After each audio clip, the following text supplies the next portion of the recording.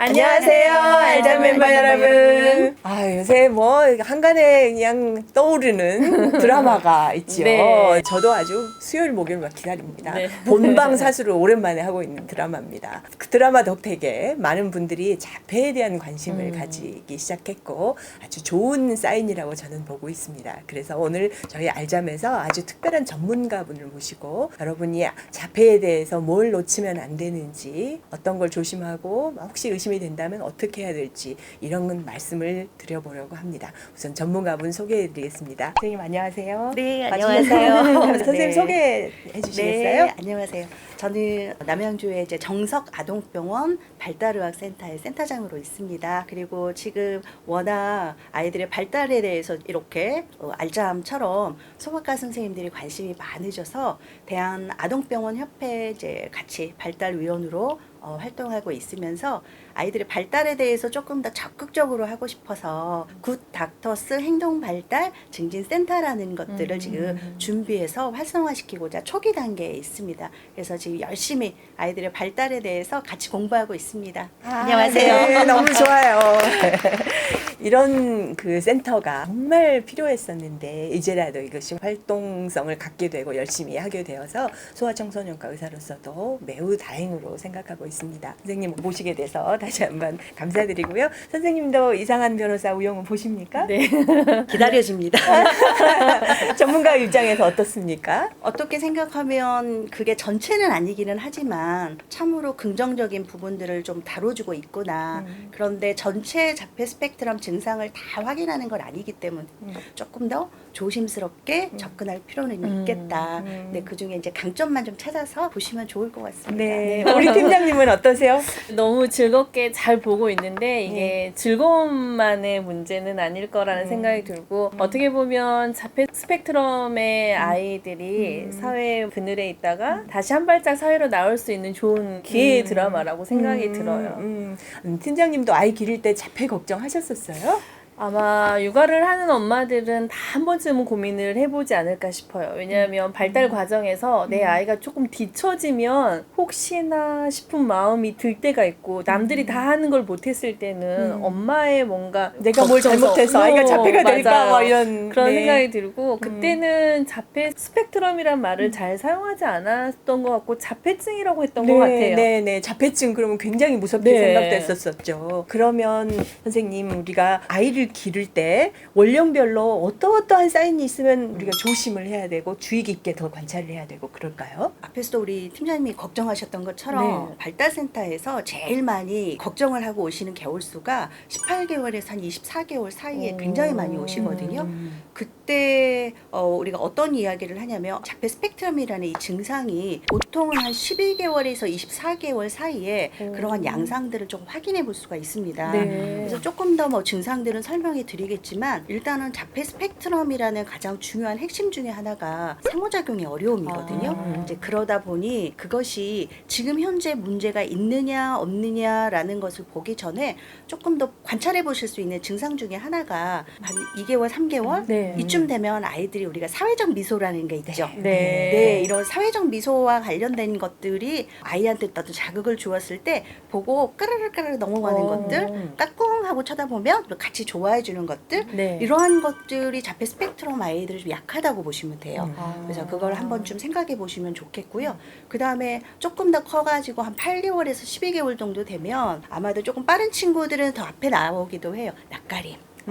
익숙한 사람, 그 다음에 좀 더 낯선 사람, 요런 사이에서 아이들이 조금 더 이제 관계라는 걸 좀 시작하잖아요. 그래서 그런 상황에 자폐 스펙트럼의 어떤 상황에 있는 친구들 같은 경우에는 오히려 너무 예민하거나 아니면 반응이 안 하거나 이런 경우에도 우리가 한 번쯤은 생각해 보시면 될 거고 그 밖에 뭐 여러 가지 우리가 앞으로도 조금 이야기 나누겠지만 이런 다양한 자폐 스펙트럼의 증상들이 보이기 시작한다라고 한다면 빠르게 한번 관찰하고 점검 받으시는 게 좋겠죠. 네. 지금 상호작용이 자폐의 아주 핵심이라고 말씀하셨는데 상호작용을 맨 처음 확인할 수 있는 거는 2개월 무렵에 웃는 거. 얼른 웃는 거 이게 되는가 이거 중요하고 그 다음에는 이제 낯가림이 보편적인가 보편적인 것에서 너무 벗어나 있다면 잘 관찰을 해봐야 되겠다 말씀하셨습니다. 지금 이제 두 분께서 자폐 스펙트럼 얘기하시는데 그 드라마에서도 나왔지만 이 용어가 조금 어색하실 수 있는데 과거에는 자폐증에서 고기능 자폐냐 자폐가 심하냐 뭐 이렇게 얘기했다면 스펙트럼이라는 것은 다양한 증상의 자폐가 있을 수 있다. 그래서 요즘은 자폐 스펙트럼 디스오더다. 영어로 ASD다. 이렇게 이야기한다는 것도 알고 계시면 도움이 되겠습니다. 그렇다면은 이제 정확한 진단 기준도 있지 않겠습니까? 그렇죠. 이런 경우에는 자폐라고 한다. 이런 정확한 진단 기준은 어떻게 될까요? 우리가 자폐 스펙트럼 아까 말씀하셨지만 워낙 증상도 다양하고 어떤 특성들도 다양하기 때문에 일단 우리가 진단이라고 확실하게 검사를 통해서 내리기 전에 부모님들이 생각해 보셔야 될 자폐 스펙트럼의 우리가 조금 구체적인 증상들 네. 이걸 좀 구분을 해보자면 이제 첫 번째가 아이가 사회적인 의사소통이나 사회적인 상호작용이 안 됩니다. 그래서 이게 약하다 보니 실제로 이 상호작용이라는 것은 지속돼야 되는데 이런 그 작용들 주고받는 것이 결함이 생겼을 때 지속적으로 결함이 생겼다. 그런데 이 지속적인 결함이라는 것은 언어적이든 또는 우리가 이제 비언어적이든 감정적인 소통이 안 되는 것도 여기에 해당이 된다고 보시면 됩니다. 또 하나는 제한된 어떤 그 행동들이 있어요. 이제 반복되는 어떤 행동의 특성 아니면 뭐 흥미, 활동 이런 다양한 것들 중에서 우리가 이제 제일 많이 보시는 것 중에 반복 운동, 상동 운동 네. 또는 이게 언어로 보면 반향어도 이 안에 속한다고 보시면 되고요. 계속 따라하는 거죠. 주로 끝말 따라하기 아니면 어떤 물건을 사용할 때도 상당히 제한적이에요. 그러니까 자동차를 가지고 우리는 굴려 놀아야 돼 이랬을 때 자꾸 세우는 줄 세우기 엄마들이 제일 많이 말씀하시는 증상 중에 네. 하나이긴 합니다. 그 밖에도 동일한 것에 대한 고집, 그 집착. 집착. 네. 네. 예를 들어서 변화를 너무 힘들어해요. 새로운 곳에 가는 걸 어려워하고 길을 간다면 같은 곳을 똑같이 가야 돼. 이런 것들도 하나의 우리가 이제 증상이라고 보겠고요. 과도한 물건에 대한 집착. 네. 이런 것도 해당이 될 거고 또 이제 감각적인 것들. 네. 과한 감각 아니면 네. 완전 둔감. 네. 이런 것들도 하나의 사회적 의사소통이나 상호적인과 함께 나타나는 특징들이라서 보통 말씀드렸던 지금 앞에 이런 행동들에서도 적어도 한 2개 이상이 나온다. 그러면 우리가 한 번쯤 고민해 봐야 됩니다. 네. 그래서 실제로 아이 상황이 어떤지를 점검해 보시는 게 좋겠죠. 제가 뭐 정신과 선생님이 쓰신 SNS에 보니까 우영우처럼 기능이 굉장히 높은 경우에는 눈에 띄는 그런 반향어라든가 눈에 띄는 자동 행동은 없을 수도 있기 때문에 네. 자폐가 그런 경우에 진단이 잘 안 될 수도 있다고. 네. 아이가 더 커서 나타나기도 합니다. 네, 아주 그러니까 어렸을 때 저희가 알고 있기는 뭐 2세 이후에 갑자기 퇴행해가지고 네. 갑자기 확 심해지고 그런데 꼭 그렇지는 않다. 그러면 이렇게 자폐가 의심된다고 생각했을 때 전문가를 찾아가거나 뭐 그래야 되겠죠? 또 우리나라에 아주 좋은 영역 검진도 네. 있지 않습니까? 그럼 어떤 식으로 진단을 받을 수가 있을까요? 자폐 스펙트럼에서 가장 중요한 핵심은 2가지라고 말씀드렸어요. 근데 그런 것들이 증상으로 발달해서는 언어 지연이 1번. 네, 일단 언어 지연이 대부분 있습니다. 네. 그런데 아까 말씀하셨던 고기능 자폐와 관련된 부분은 좀 다르기도 해요. 그럴 수 어떤 있네요. 경우에 성인이 돼서 청소년기에도 나타나서 진단을 받을 수는 있으니까요. 네. 그전엔 몰랐단 말이죠. 네. 기능이 높으니까. 그렇죠. 네. 지능적인 부분에 있어서 어려움이 없을 가능성이 높으니까. 그런데 전반적으로 연령이 어린 시기에 이렇게 특징적으로 나타나는 것이 언어 지연. 네. 그 다음에 아까 말씀하셨던 사회적인 어떤 관심에 대한 것이 결핍될 때 이 2가지가 가장 핵심의 네. 그 발달의 문제라고 보시면 되겠습니다. 그래서 이럴 때는 혹시 잘 아시는 전문가 선생님이 계신다면 어쨌든 점검은 필요할 것 같고, 근데 이런 내용들이 우리나라의 영유아 건강검진, 검진, 네. 그리고 그 안에 발달검진, 네. 이 발달검진이라는 것 안에 보시면 부모님들 많이도 보셨을 거예요. KDS라고 우리나라에서 15년부터는 우리나라형으로 쓰고 있습니다.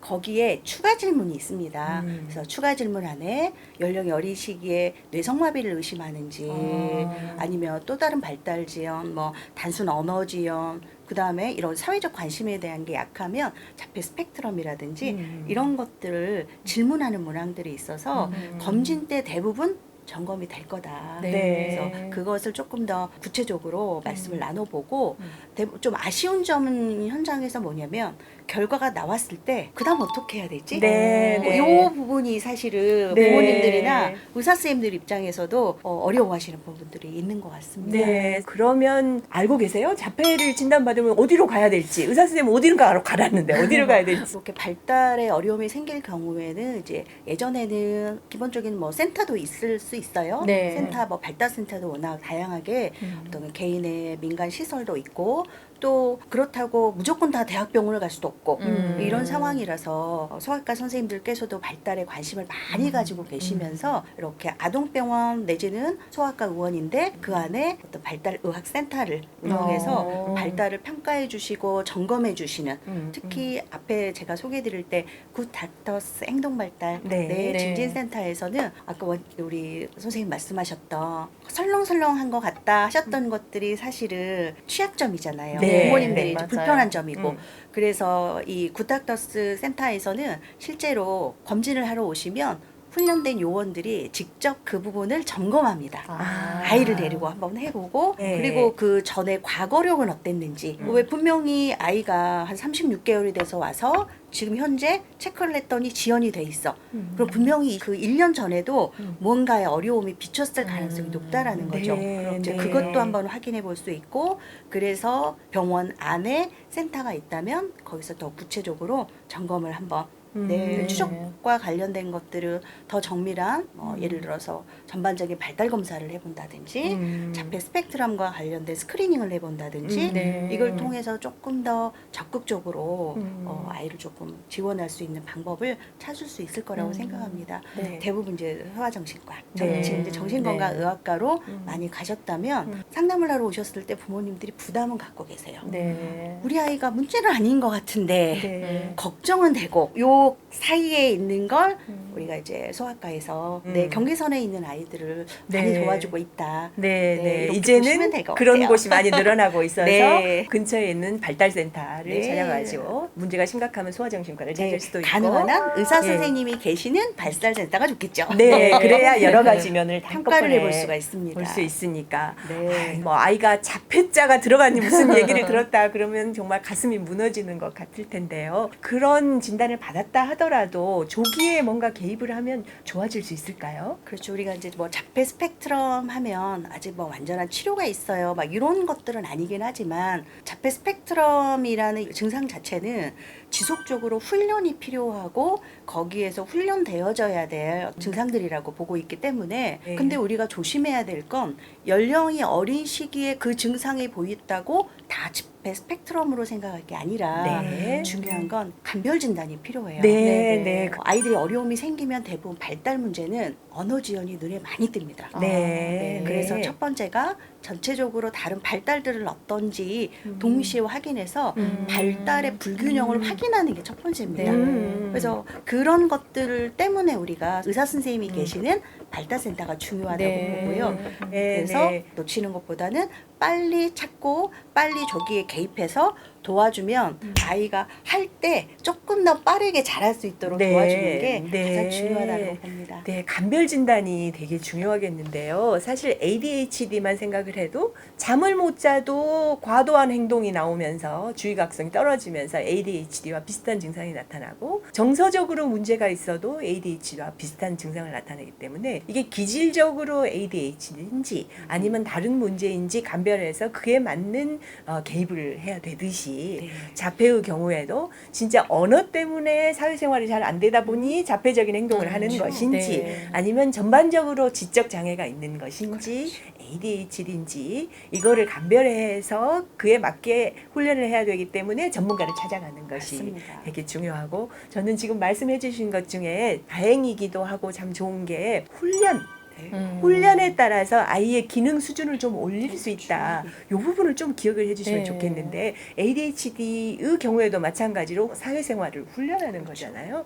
그러면 자폐도 공감 능력을 훈련을 하면 네. 조금 더 사회생활이 낫다고 하듯이 훈련이 필요하기 때문에 자폐도 조기 개입해야 한다. 네, 네. 맞습니다. 그러면 오늘 말씀을 정리하자면 영유아 검진을 아주 정성껏 받으셔서 문제가 혹시라도 있는지 파악을 해보시고 거기서 이제 뭔가 심화 추적 관찰이 필요하다고 한다면 말씀해 주신 그런 전문가를 찾으셔가지고 조기에 개입을 해서 훈련을 하면 기능이 훨씬 더 향상할 수 있다. 네. 그렇게 정리를 해드려도 될까요? 네. 선생님 오늘 말씀 정말 감사한데 혹시 더 하시고 싶은 말 제가 뭐 빠뜨릴 말씀이 혹시 있으시다면?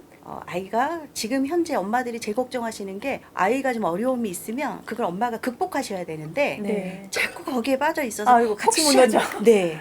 저는 이게 아이를 더 힘들게 할 수 네, 있는 네, 거다. 그렇습니다. 아이를 불안하게 한다. 네. 아이들의 불안은 보통은 태어나는 순간부터 느낄 수 있는 거라서 아이의 발달을 조금 천천히 엄마가 아이를 따라가는 연습 이게 사실은 필요하다. 아이들을 이렇게 인정하고 생각합니다. 그에 맞게 네. 네. 팀장님 오늘 어떠셨어요? 어떤 부분이 인상적이셨어요? 우선은 저희가 수면 교육할 때도 마찬가지잖아요. 그렇습니다. 엄마의 불안감이 아이에게 더 해가 될 수 있다는 거를 좀 기억해 주셨으면 좋을 것 같고 또 한 가지는 소장님 말씀하셨던 영유아 검진 저도 사실 설렁설렁 했었거든요. 네. 시간도 많이 걸리고 해서 힘들었었는데 실제 그게 굉장히 중요하다는 걸 오늘 강조하고 싶어요. 네, 네. 드라마 이후에 우리가 많은 관심을 갖게 된 자폐 스펙트럼 디스오더에 대해서 전문가분을 모시고 이야기를 해봤습니다. 여러분 좋은 시간이 되셨는지 모르겠습니다. 좋은 시간이 되셨다면 좋아요와 구독을 꼭 눌러주시기 부탁드립니다. 꿀잠은 알잠!